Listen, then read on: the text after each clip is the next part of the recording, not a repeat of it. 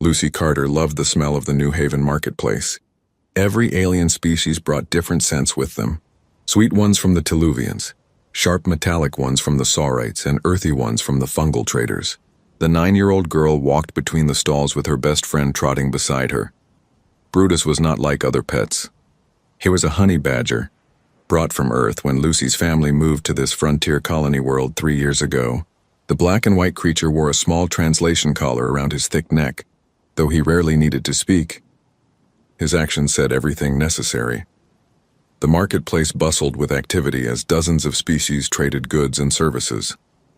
Lucy stopped at Rila's stall, where the 4-armed Teluvian merchant sorted colorful fruits into organized piles. Rila's face brightened when she saw the girl approaching. Little Lucy, and the fierce Brutus. Rila's translator converted her musical language into standard speech. How are your parents? They're good. Dad says the new grain crops are growing well.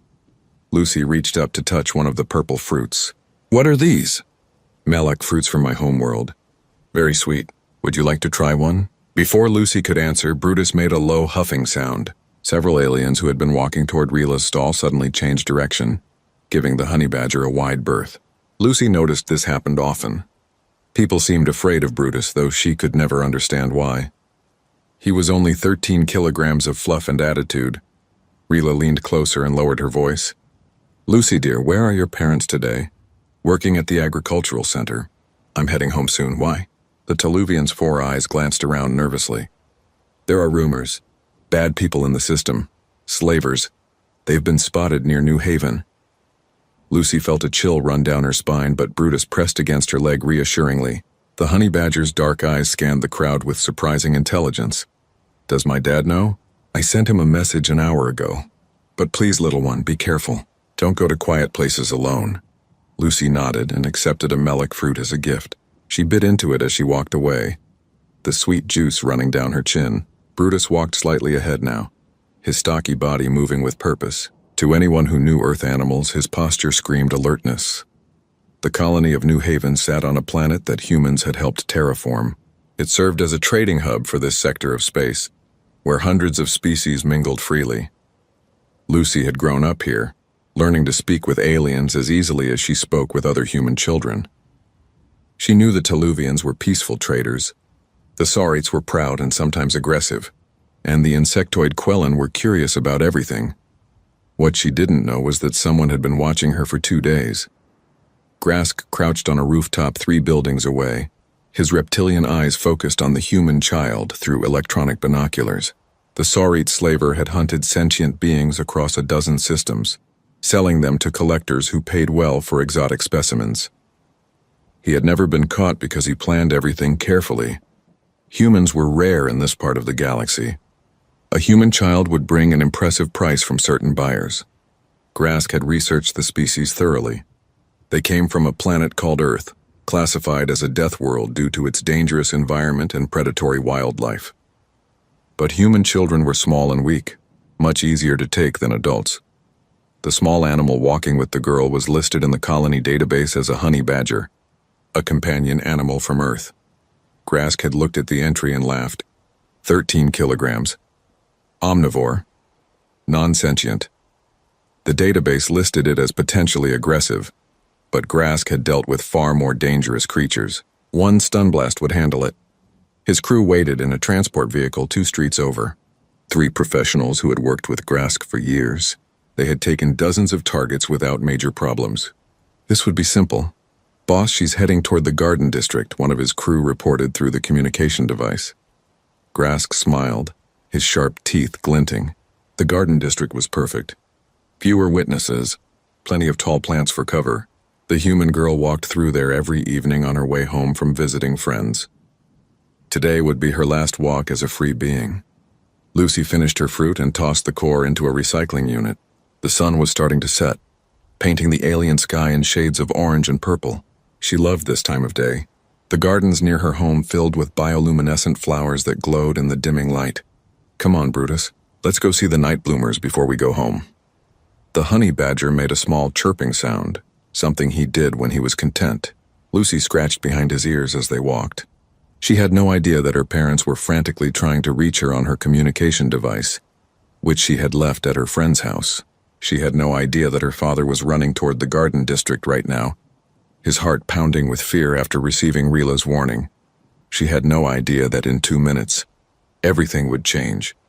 The garden district smelled like earth flowers mixed with alien blooms. The paths wound between hedges that grew 3 meters tall, their leaves shimmering with biological light. Lucy knelt beside her favorite cluster of night bloomers, watching as they opened their petals to reveal glowing centers. Brutus stood beside her, but his attention was not on the flowers. His head turned slowly, nostrils flaring. Every muscle in his compact body tensed. A low growl rumbled in his throat, so quiet that Lucy almost missed it. "What's wrong, boy?" Then she saw the shadow. A tall figure stepped out from behind a hedge, and the evening light reflected off scales and sharp teeth. The reptilian alien held something in his hand that looked like a weapon. "Human child," Grask said through his translator, his voice cold and confident. "You will come with me quietly, and your small pet will not be harmed." Lucy's breath caught in her throat. She wanted to scream, but fear froze her voice. Her hand instinctively reached for Brutus, fingers gripping his thick fur. Grask raised his stun weapon, aiming it at the honey badger. "Last chance. Come quietly or watch your animal die." What happened next would echo across the galaxy for years to come, because Grask, for all his research and planning, had made one fatal mistake. He had read about honey badgers in a database, but he had never met one, and he had absolutely no idea what they were capable of when defending their family. The stun blast hit Brutus square in the chest. Grask expected the small creature to drop immediately, muscles locked by the electrical charge. Instead, the honey badger shook his head once, as if annoyed by an insect bite. For one critical second, Grask froze in confusion. His weapon was set to a level that would drop a creature twice this animal's size. The small black and white beast should be unconscious on the ground, but Brutus stood firm, and something had changed in his posture. The honey badger's lips pulled back, revealing sharp teeth.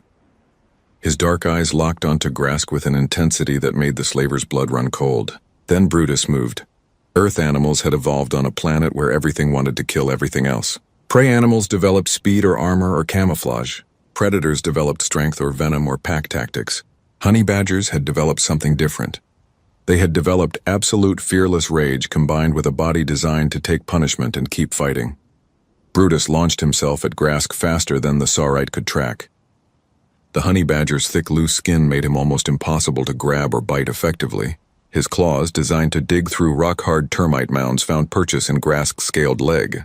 His teeth, strong enough to crack bone, clamped down on the slaver's ankle. Grask screamed and tried to shake the animal off.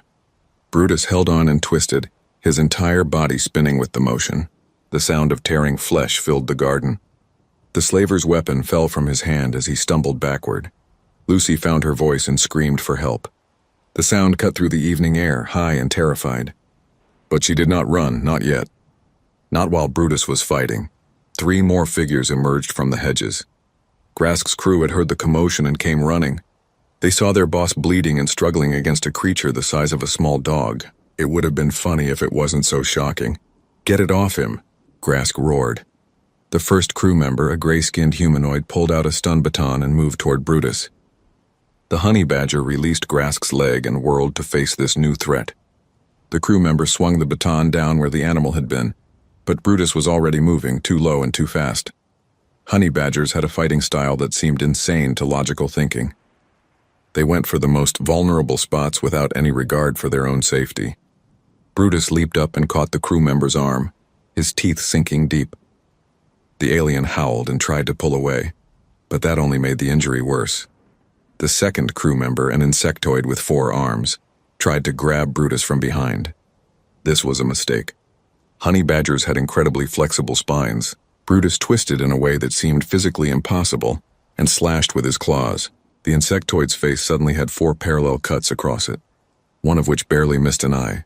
The creature stumbled back, chirping in pain and alarm. Lucy ran. Her legs finally obeyed her brain's desperate commands. She sprinted down the garden path toward the main colony, still screaming for help. Behind her, she heard sounds that would give her nightmares for weeks. Snarling, screaming. The wet sounds of a predator doing what evolution had designed it to do. The third crew member, Showing more sense than his companions, pulled out a projectile weapon. "I'm going to shoot it." "No, you fool." Grask clutched his bleeding leg. "You'll hit us." But the crew member fired anyway. The projectile missed Brutus by centimeters and embedded itself in a hedge. The honey badger's head snapped toward the shooter. For a moment, his dark eyes calculated the distance, the threat, the priority. Then he made his decision. Brutus charged the shooter with a speed that defied his stocky build. The crew member fired twice more, panic making his aim wild. One shot grazed the honey badger's shoulder, drawing blood but not slowing him down.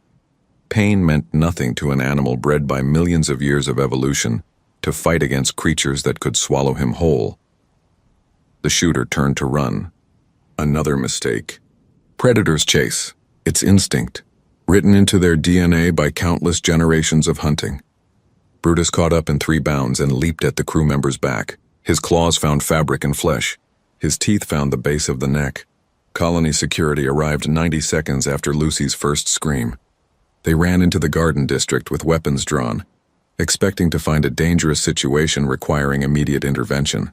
What they found made them stop in their tracks. 3 of Grask's crew members were on the ground, injured and bleeding. 1 was unconscious.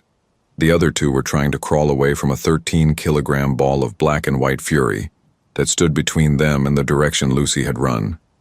Grask himself was still standing, barely with his back against a hedge. His weapon lay meters away where he had dropped it. Blood streamed from multiple wounds. His professional confidence had been replaced by pure terror. Because Brutus was not done with him yet. The honey badger advanced on Grask slowly now. No more rushing charges. This was personal. This creature had threatened Lucy, had pointed a weapon at his child, had tried to take her away. "Stay back." Grask raised his hands defensively. "Someone control this animal." Security Chief Raymond Park stepped forward carefully, his weapon lowered. He recognized Lucy's honey badger from colony records. He also recognized a protection situation when he saw one. "Everyone remain still," Park ordered his team. Then to Grask, "Did you threaten the human child?" Grask's translator sputtered, his words broken by pain and shock. It's just a child." "The animal went crazy." Park looked at his officers. "Check the security recordings now." One officer pulled out a tablet and accessed the Garden District's surveillance system. The footage was clear. Grask approaching Lucy, the weapon raised, the threat spoken. "The attack on Brutus, self-defense," the officer reported. "The animal was protecting a minor from attempted kidnapping." Park nodded slowly. He keyed his communication device. "Dispatch, send medical teams to Garden District. Multiple injured. Also inform David and Ann Carter that their daughter is safe." Her companion animal defended her from an attempted abduction. Brutus had not moved during this exchange. He stood 3 meters from Grask, every muscle ready to explode into action again if the threat persisted. Blood matted his fur from multiple small wounds, but adrenaline kept him alert and focused. "Someone get that animal away from me," Grask begged. As if summoned by destiny, Lucy's voice called out from behind the security team. "Brutus!" The honey badger's entire demeanor changed instantly. His muscles relaxed. His teeth disappeared behind closed jaws. He turned and trotted toward Lucy's voice, tail wagging slightly. David Carter burst through the security perimeter carrying his daughter. Anne was right behind him. When Lucy saw Brutus approaching, she wriggled out of her father's arms and dropped to her knees. "Brutus, you're hurt!" The honey badger pressed against her, making soft chirping sounds. Lucy wrapped her arms around him, tears streaming down her face. Brutus licked her cheek gently. All traces of the fighter vanished. He was just her friend again. Behind them, Grask collapsed as shock finally overcame his body. Medical teams rushed in to stabilize him and his crew. Park stood watching the scene with a thoughtful expression on his face. He had served on 3 different colony worlds. He had dealt with dangerous criminals and wild animals. But he had never seen anything quite like what just happened. A small Earth creature had taken down 4 armed professionals who had kidnapped beings across a dozen systems. Park pulled out his tablet and began typing a report. The Galactic Criminal Database would need to be updated. Grask's file would have a new entry under cause of defeat. Park hesitated, then typed the words that would spread across criminal networks within hours. Defeated by Death World companion animal, human child's protector. Recommend extreme caution when targeting humans. In the garden, as medical teams worked and security recorded evidence, Lucy held Brutus close and whispered, "Good boy, such a good boy." The honey badger's tail wagged once. Job done, family safe. That was all that mattered. News traveled fast in the criminal underworld. Within hours of Grask's defeat, messages pinged across communication networks throughout the frontier sectors. By the next morning, every slaver, smuggler, and bounty hunter in 3 systems had heard some version of the story. Most didn't believe it at first. Grask had been a legend. 15 years of successful operations, over 200 captures. Never caught, never defeated. The idea that he had been taken down by a pet seemed like a bad joke, but the evidence was hard to ignore. Colony security had released portions of the surveillance footage, and it spread across networks faster than any viral entertainment. Beings across the galaxy watched as a small black and white creature dismantled 4 professional criminals with methodical efficiency. In a dark bar on Station Outreach, 3 bounty hunters sat around a table watching the footage for the 5th time.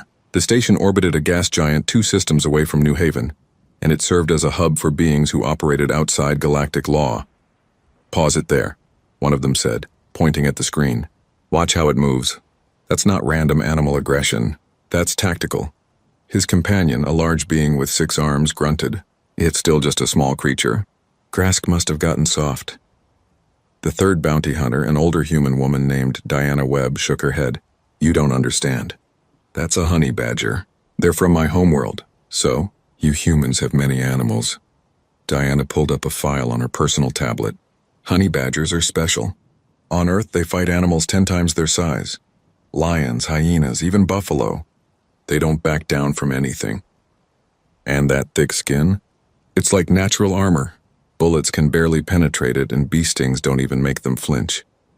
She swiped through images showing honey badgers on Earth, raiding beehives while being stung hundreds of times, fighting off entire packs of predators, digging through concrete hard ground with their claws. "This animal," Diana continued, "was genetically enhanced for longer life and intelligence, but it kept all its natural instincts. You threaten its family, it doesn't calculate odds or plan escape routes. It just attacks until the threat is gone or it's dead. And honey badgers are really, really hard to kill." The 6-armed bounty hunter set down his drink slowly. "So what you're saying is..." "I'm saying any job that involves humans, especially human children, just became exponentially more dangerous. Because we don't just have weapons or security systems. We have companions who are loyal to the death, and some of those companions are death world predators." The conversation in that bar was repeated in dozens of locations across the sector. Criminals who had never given humans a second thought suddenly started asking questions. What other creatures did humans bond with? How many humans had similar companions? Could the animals be bought off or distracted? The answer to that last question came 3 days later, when a small-time thief on New Haven tried to break into a human residence. The family had 2 dogs, German shepherds descended from Earth's military and police working lines. The thief ended up in the hospital with multiple bite wounds. Security footage showed the dogs positioning themselves between the intruder and the children's bedrooms, working together like trained soldiers. Another update to the criminal database. Another warning spreading through networks. In the legitimate galaxy, the response was different but equally intense.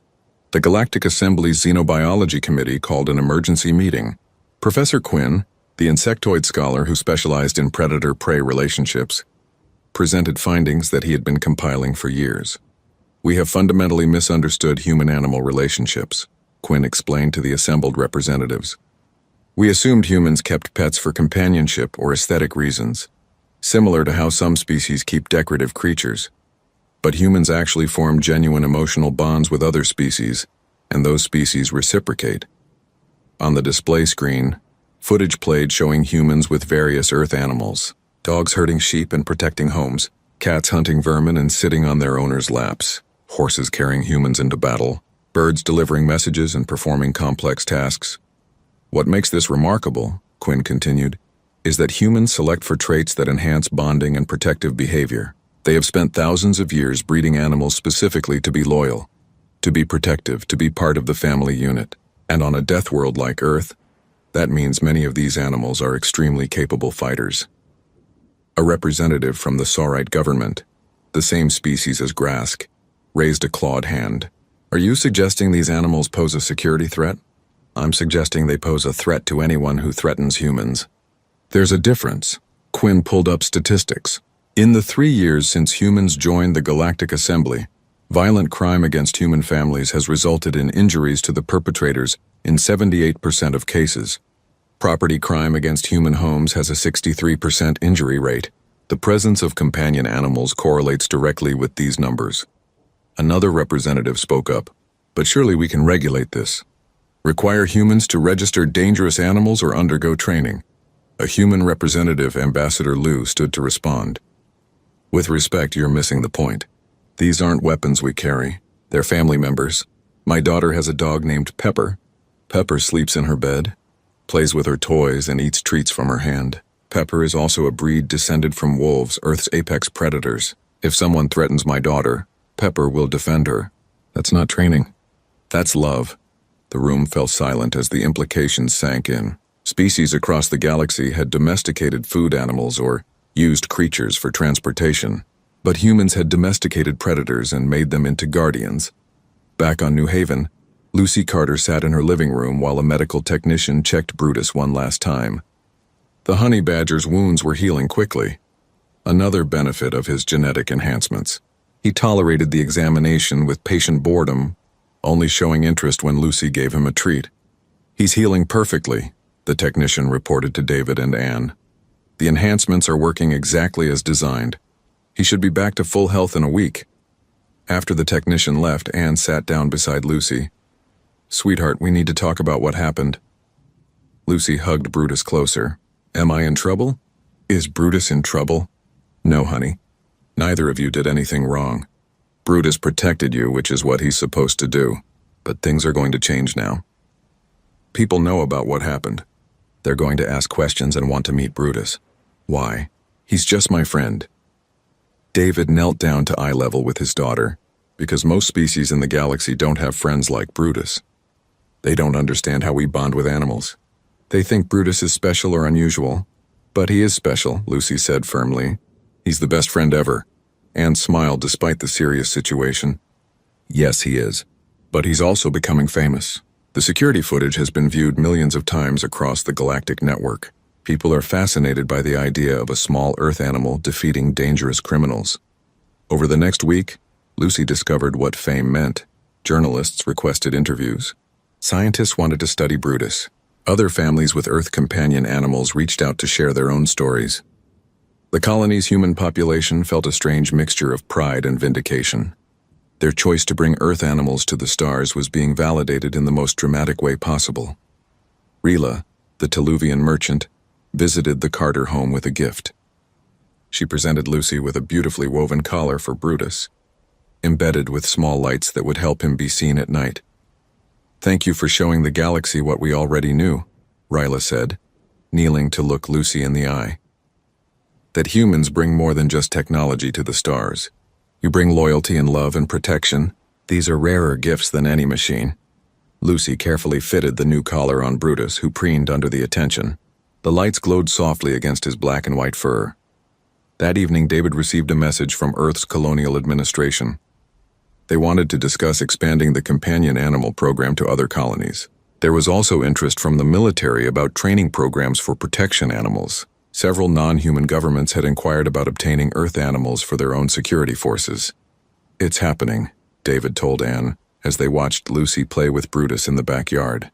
Humanity's relationship with animals is becoming our calling card in the galaxy. Anne nodded thoughtfully. Do you think that's good or bad? I think it's honest. We've always been a species that doesn't face the universe alone. We bring our friends with us. Maybe that's exactly what the galaxy needs to see. In the garden, Lucy threw a ball and Brutus chased it with enthusiasm. To the girl and the honey badger, nothing had really changed. They were still best friends. They still played together. They still protected each other. But around them, across the colony and throughout the galaxy, perspectives were shifting. Humans weren't just another species joining galactic civilization. They were a species that brought Deathworld loyalty to the stars. And that changed everything. 3 weeks after the incident, Professor Quinn arrived on New Haven with a delegation from the Galactic Assembly's Deathworld Study Committee. The group consisted of 12 scholars from different species. all experts in biology, psychology, or xenosociology. They had come to understand something that seemed impossible according to their existing scientific models. How did humans create bonds with creatures that should be their predators? David Carter met them at the colony's administration building. He wore his usual work clothes, nothing fancy, which seemed to surprise some of the delegates who expected something more formal. "Thank you for agreeing to meet with us," Professor Quinn said, his translator converting his clicking speech into standard language. "We have many questions about human-animal bonding." "I'll try to answer them," David replied. "But I'm just a farmer. I'm not a scientist or an expert. I just know my family and our pets." "That is precisely why we need to speak with you," Quinn explained. "We have read academic papers and watched footage. But we need to understand the practical reality. How does a human family integrate a dangerous animal into daily life?"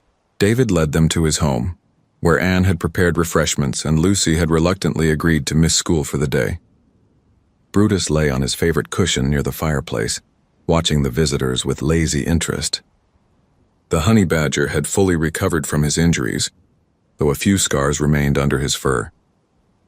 The delegates arranged themselves around the living room, some sitting on furniture, others standing or arranging their bodies in ways suited to their particular physiology. Several of them kept nervous eyes on Brutus. "Is he restrained in any way?" one delegate asked, a bird-like being with iridescent feathers. "No," Lucy answered before her parents could speak. "Brutus goes wherever he wants in the house. He has his own door to the backyard." "And you're not afraid of him?" Lucy looked genuinely confused by the question. "Why would I be afraid?" "He's my friend," Professor Quinn leaned forward. "Young Lucy, this creature injured 4 adults severely. The criminal Grask died 2 days ago from complications related to his wounds. Your friend is capable of killing. Doesn't that concern you?" "People are capable of killing too," Lucy said with the simple logic of childhood. "But we don't assume everyone is dangerous. Brutus only hurts people who try to hurt me. The rest of the time, he's just Brutus." She stood and walked to the honey badger, who raised his head attentively. Lucy scratched behind his ears, and Brutus made a contented chirping sound. Several delegates flinched at the sound, but Lucy just smiled. "See? He likes having his ears scratched. He also likes playing fetch, eating berries, and sleeping on my bed. He's just a regular pet who happens to be really good at protecting me." Anne brought out a tablet showing photographs of Brutus at different ages. "We got Brutus when Lucy was 4 years old.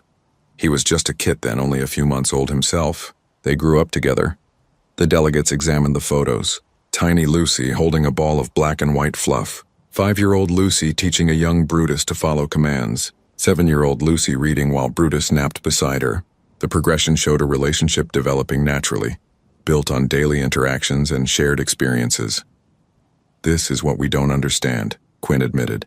"In most species, adults protect young, but you allow your young to bond with predators during their most vulnerable years. How is this not dangerous?" David considered the question carefully.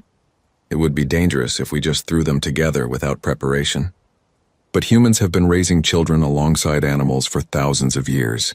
We teach both the child and the animal how to behave." Lucy learned to respect Brutus's needs and signals. Brutus learned that Lucy is family, to be protected and never harmed. "But what if the animal decides the child is prey?" another delegate asked. "That's why we choose carefully," Anne explained. "Honey badgers are naturally protective animals. In the wild, they defend their territory and family groups fiercely. We enhance those instincts through genetic modification, while removing aggressive tendencies toward family members. Brutus is literally incapable of viewing Lucy as prey. His instincts have been shaped by thousands of years of domestication and modern genetic fine-tuning." Professor Quinn made notes on his own tablet. "So you're saying humans have engineered loyalty into species?"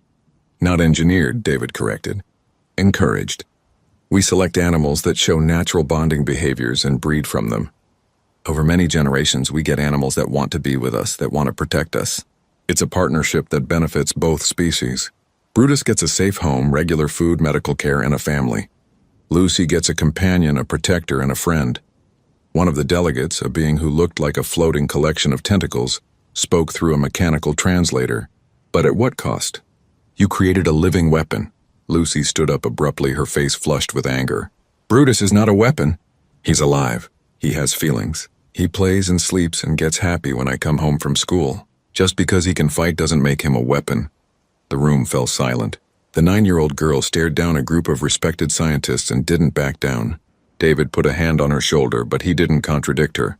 Professor Quinn broke the silence. "You are correct, young Lucy, I apologize." That was an inappropriate characterization. The meeting continued for another hour. The delegates asked about training methods, dietary requirements, behavioral management, and legal frameworks.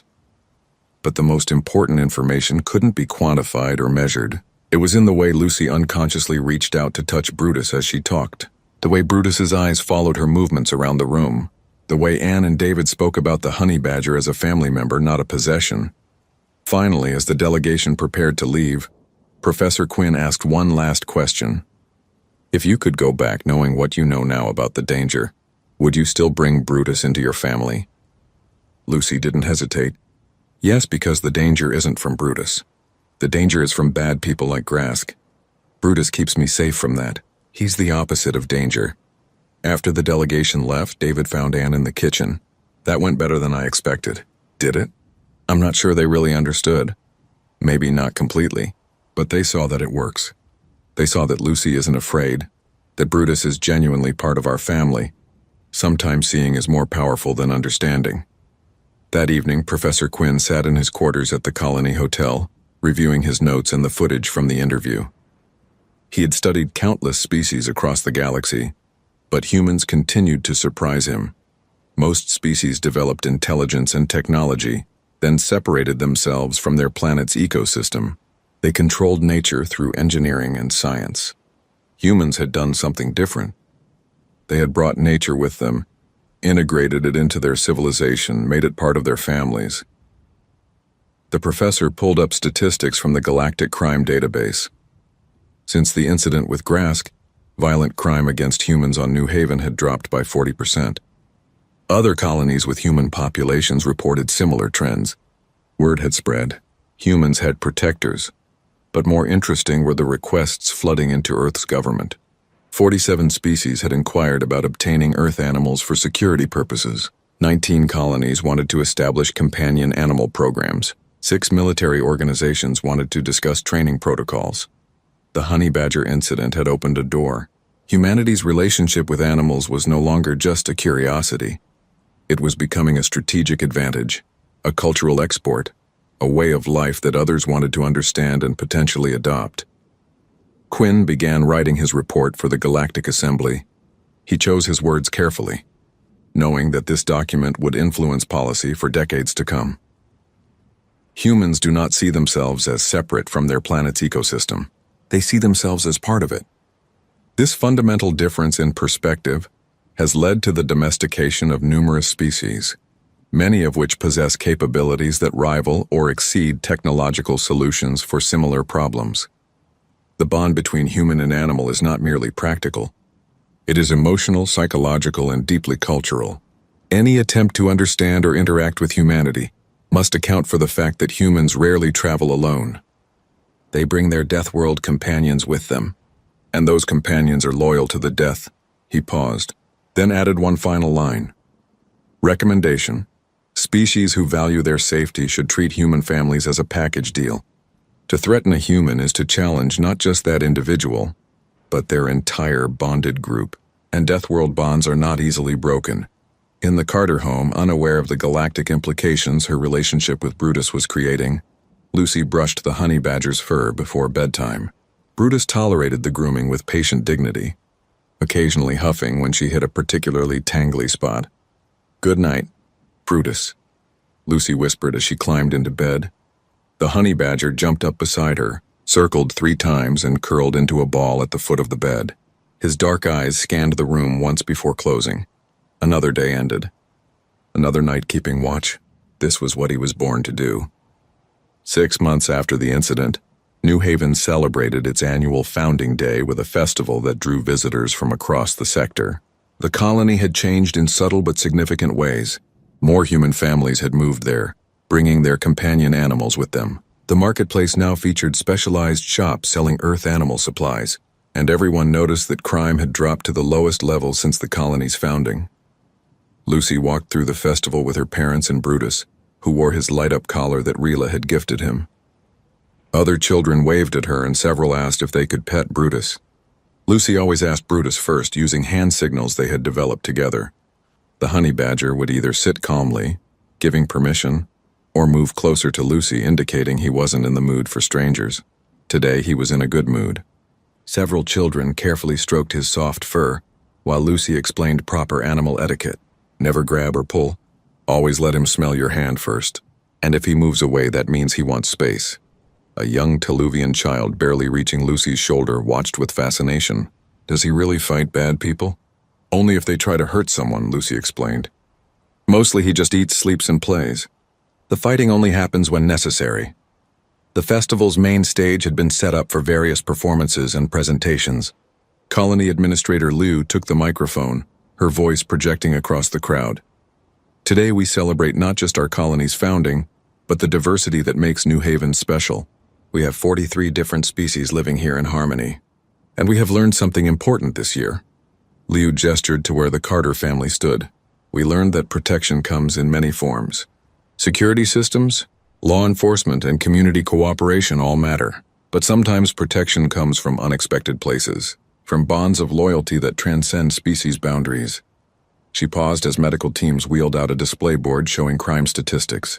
The numbers were stark. A 42% reduction in violent crime.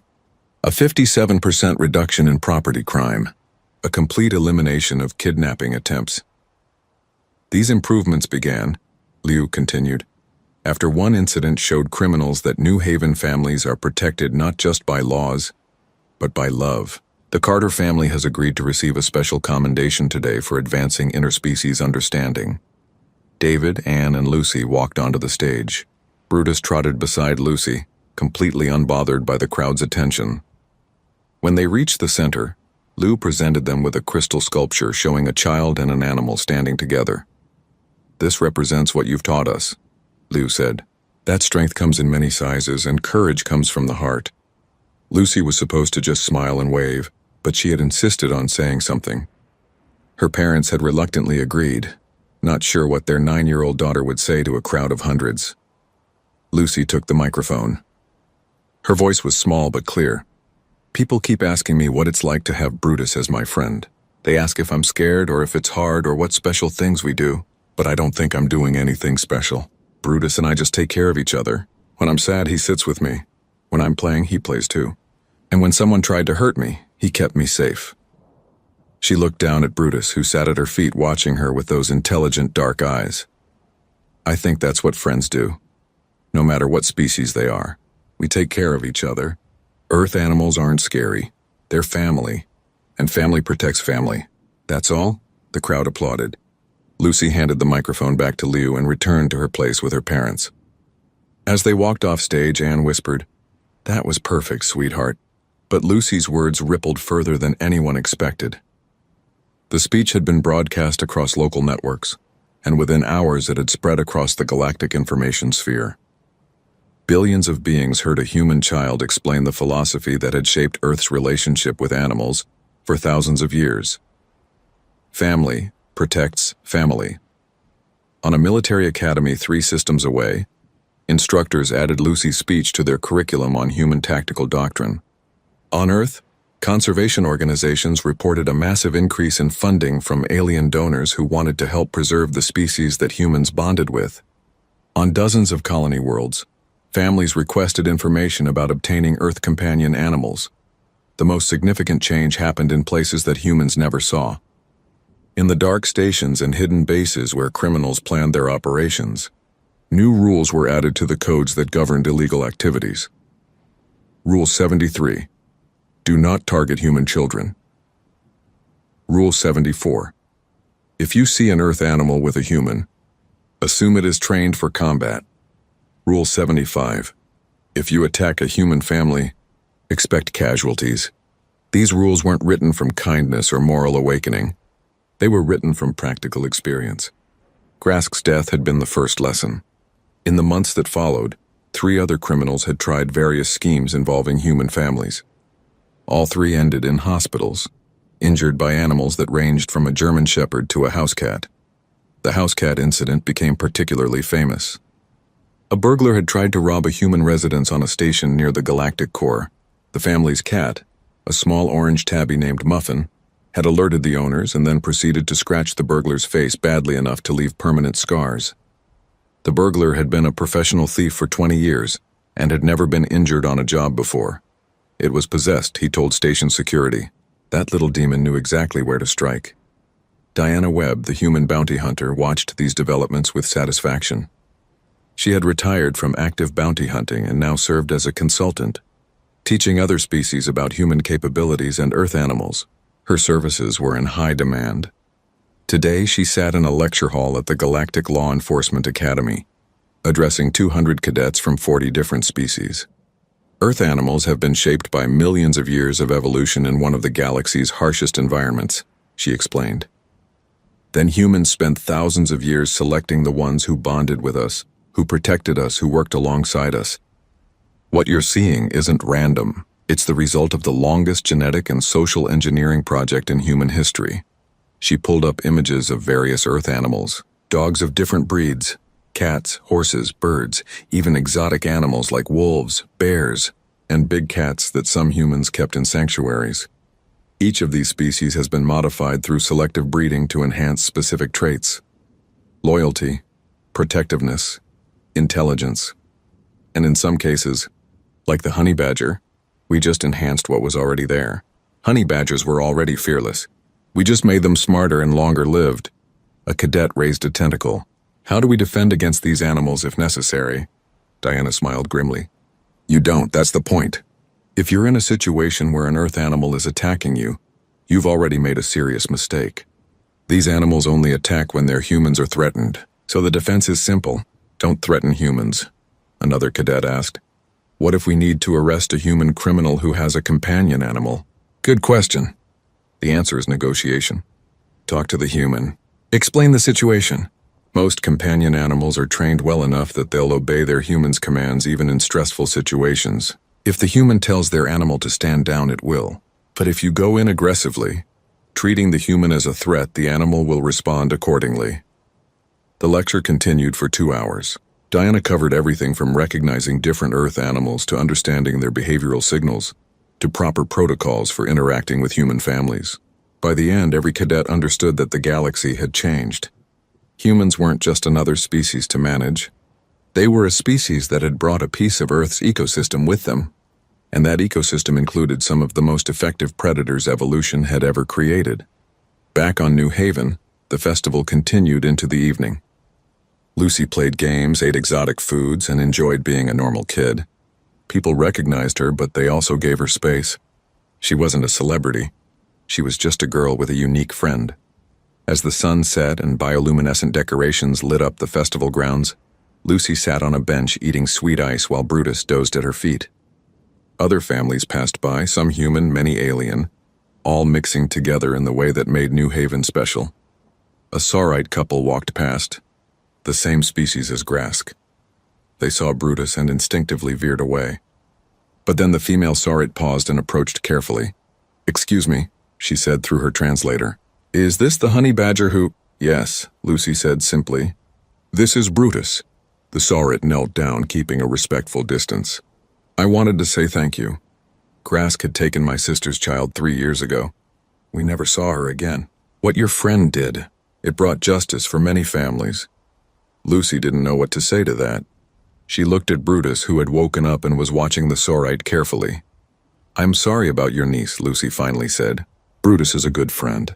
He just did what friends do." The Saurite nodded and stood. "May you have long life together." After she walked away, Lucy hugged Brutus close. Sometimes the world was complicated and sad. Sometimes bad things happened and good things happened, and they all mixed together. But through it all, she had Brutus. And Brutus had her. That was simple enough to understand. 2 years after the incident, Lucy turned 11. The galaxy had changed in ways both obvious and subtle. Human colonies reported increased immigration as families felt safer bringing children to frontier worlds. Earth animal breeding programs expanded to meet growing demand. And most significantly, the perception of humanity had shifted across countless species. Humans were no longer just the newcomers from that dangerous planet called Earth. They were the species that brought loyalty with them. The species whose families included protectors from one of the most violent ecosystems in known space. The species you didn't threaten unless you were prepared for consequences. Lucy noticed these changes in small ways. Shopkeepers were friendlier. Other children asked questions about Earth with genuine curiosity instead of fear. And when she walked through the colony with Brutus, people smiled instead of moving away. The honey badger had become something of an icon. His image appeared on colony promotional materials. Other families who got Earth animals often came to meet him, wanting to understand what a successful human-animal bond looked like. Brutus tolerated the attention with his usual patient indifference, caring only about staying close to Lucy. On the morning of her birthday, Lucy found her parents waiting in the kitchen with serious expressions. Brutus sat between them, and Lucy felt a flutter of worry. "Am I in trouble?" "No, sweetheart," Anne said quickly. "We need to talk about something important." "Sit down." Lucy sat, and Brutus immediately moved to her side. David pulled out a tablet showing a message from Earth's government. Several colonies have requested experienced handlers to help establish companion animal programs. They want people who understand how to raise children alongside Earth animals, how to train both species to work together safely.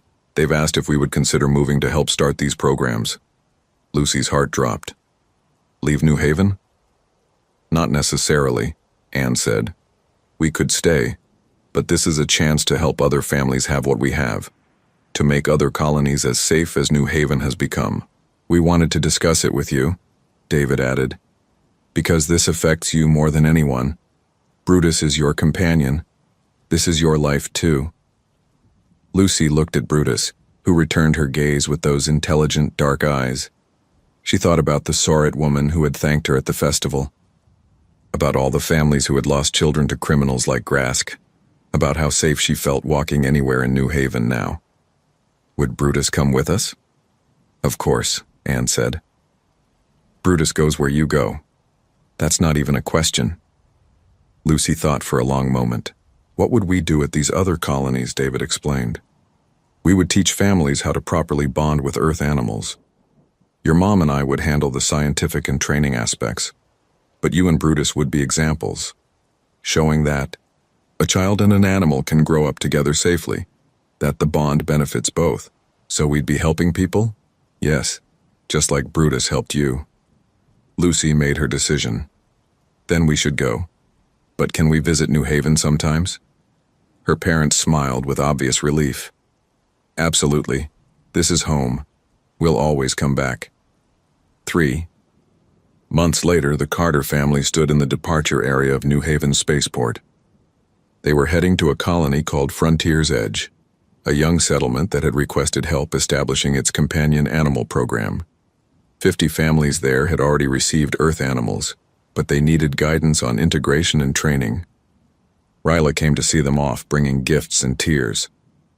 "You've changed this place," the Teluvian said, hugging each family member. She even hugged Brutus, who tolerated it with dignity. "New Haven will miss you." "We'll be back," Lucy promised. "This isn't goodbye forever." As their ship lifted off, Lucy watched New Haven shrink below them.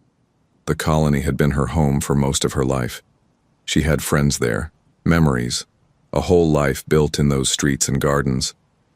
But she also understood something important now. Home wasn't just a place. Home was family. And family protected each other no matter where they went. The journey to Frontier's Edge took 2 weeks. Lucy spent the time studying information about the colony, learning about the families they would help. She practiced training exercises with Brutus, reviewed safety protocols, and prepared herself for her new role. On the final day of the journey, she sat in the observation deck with Brutus on her lap, watching stars streak by in faster-than-light travel. Professor Quinn had sent her a message that morning. He was writing a book about human-animal bonds and wanted to include their story. Lucy read his words carefully. "Your relationship with Brutus represents something that many species struggle to understand. The willingness to be vulnerable with another creature, the trust required to sleep beside a predator, the love that makes that predator into a protector. These are uniquely human traits, and they may be humanity's greatest gift to the galaxy. She showed the message to Brutus. He thinks we're special. Brutus yawned, showing all his teeth, then settled back down for a nap. Lucy laughed. To Brutus, none of this was complicated. He didn't care about galactic perceptions or cultural impacts. He cared about Lucy being safe, fed, and happy. Everything else was just noise. Frontier's Edge came into view through the observation window. The colony was smaller than New Haven, its buildings newer and less established. But Lucy could see potential there. She could see families who needed help, children who needed protection, and a community that would benefit from Earth's greatest export. Not technology, not weapons, but the simple idea that different species could be family. David stood beside her, watching their new home approach. Nervous? A little. What if I mess up? What if I teach them wrong? You won't. You know Brutus better than anyone. You know what a real bond looks like. Just show them what you showed New Haven. Show them that love is stronger than fear. The ship docked. The family gathered their belongings. Brutus walked beside Lucy, his new collar glowing softly in the station lights. As they exited into Frontier's Edge, a crowd waited to meet them. 50 families with their new Earth animals. Dogs of various breeds. Cats, a few birds. One family even had a ferret. The animals ranged from calm to excited, but all showed signs of proper bonding with their humans. Children held leashes or carried smaller animals. Adults watched their companions carefully. Lucy looked at them all and realized something. This was what Grask's defeat had truly created. Not fear or intimidation, but opportunity. The chance for families across the galaxy to experience what humans had known for thousands of years. The joy and security of being part of a cross-species pack.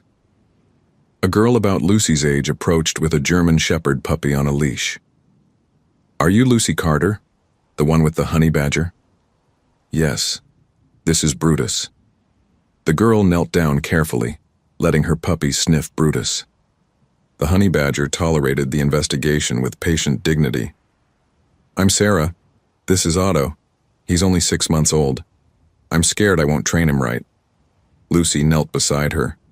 Can I tell you a secret? I didn't train Brutus. We trained each other. You learn what Otto needs and he learns what you need. Then you just grow up together, that's all it takes. Sarah looked relieved. Really? That's all? That's all. Love and time. The rest figures itself out. Over the following months, Lucy and her family worked with the Frontier's Edge families. They taught safety protocols and training techniques. They explained animal behavior and warning signs. But mostly, they showed by example how natural the bond could be. Children watched Lucy play with Brutus and learned that their animals were friends, not tools. Adults watched David and Anne work and learned that successful bonding required patience and consistency. The colony transformed as families grew more confident in their relationships with their Earth companions. 6 months after arriving, Frontier's Edge reported its crime statistics.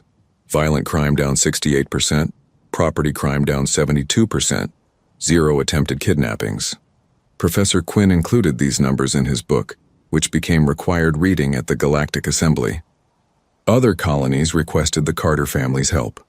Earth's government established a formal program, training other families to do similar work.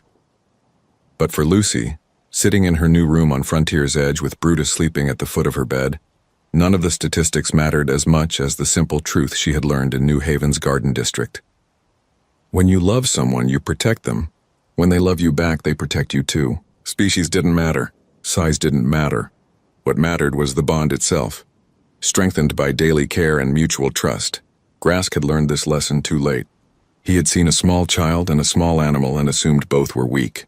He hadn't understood that strength comes in many forms. That a 13-kilogram honey badger could be more dangerous than a weapon when defending family. That a 9-year-old girl could change galactic perceptions by simply being friends with an animal. The galaxy had learned from Grask's mistake. They learned to respect the bonds that humans formed. They learned that Deathworld loyalty was real and powerful. They learned that when you threaten a human's family, you face more than just that human. You face everything they love. And on a death world, love has teeth. Lucy fell asleep to the sound of Brutus's gentle snoring. Outside her window, Frontier's edge settled into peaceful night. Families slept safely, protected by laws and security systems and community cooperation, but also protected by something simpler and older. Protected by the bonds between species that had learned to call each other family. In the darkness, Brutus's eyes opened briefly. He scanned the room, checked Lucy's breathing, confirmed all was well. Then he closed his eyes again. Another day ended, another night keeping watch. This was what he was born to do. This was what humans had shaped his species to do for thousands of years, and he would do it until his last breath because that's what family meant. That's what it always meant. Across every species and every world. Family protects family. From the smallest honey badger to the largest human, this truth remained constant, and the galaxy was learning to respect it.